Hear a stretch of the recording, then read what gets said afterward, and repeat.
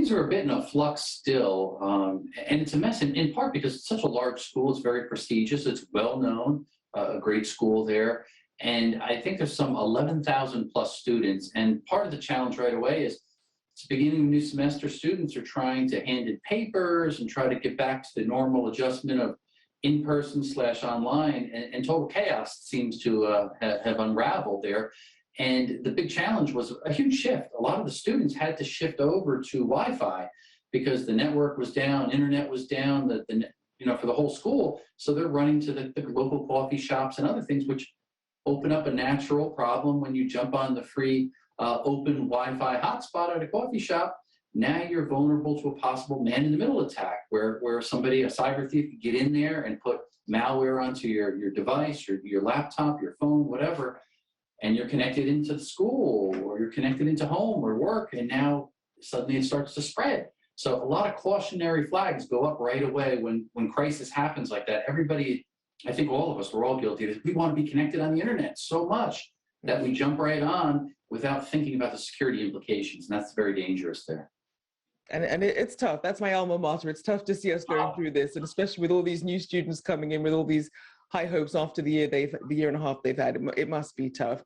Do we know anything more about what these attackers wanted or who they might be? But we don't know a whole lot of detail, as usual, because it's still kind of breaking and unfolding since it just happened fairly recently. But similar to other large ransomware attacks and data breaches, when we look at the JBS and Colonial Pipeline, the list goes on and on, oftentimes it's really the information that they want. In this particular case, Howard University, think about what student information there is: social security numbers, date of birth, addresses, all that type of information, not to mention probably grades and other things that are very personal to students. And why is that such a concern, more than maybe just your standard data breach? Well, imagine you're a student that worked really hard through college, and now you're going to apply for your first loan to buy a car or to pay off student loans or something, only to find out, oh no, my identity was compromised or someone took credit out in my name. Who knows what could happen? That it's all the unknown that is so scary. So all of our information, once it's compromised, is available and sold on the dark web. And that's really what my biggest concern is for these poor students and, of course, faculty, anybody that had their information compromised. And as we know, it did take a number of days for Howard University to reopen after the attack. And obviously, things not still 100% back to normal. What typically determines how long it takes to resolve an attack like this? Well, a lot of times they try to just grasp the bigger picture. What happened?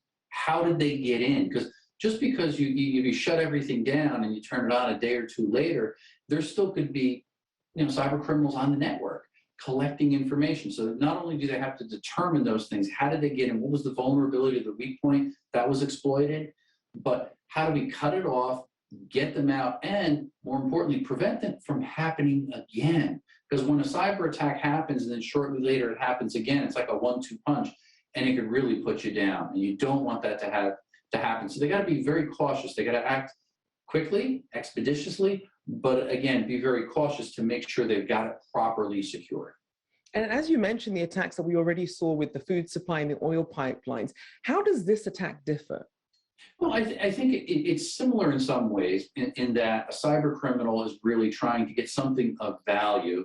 They're encrypting the data on the computer networks, and they've got a gun to your head. They're asking for a ransom.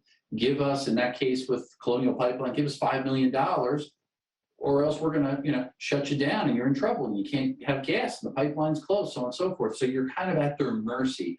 In this case, the same thing may come out. We're going to find out, obviously. They may say, hey, we've got all this information. We may put it publicly. And maybe if there's information that's pertinent to a student, personal information, you may not want that out there. So those type of things could come out. So it's almost a ransomware, potentially extortion that this could develop into. And that's where, again, it gets very dangerous. And hopefully they're working with a good cybersecurity firm, as well as probably insurance companies, so they can carefully step through these paces to get it resolved quickly, and no student's information will get out there.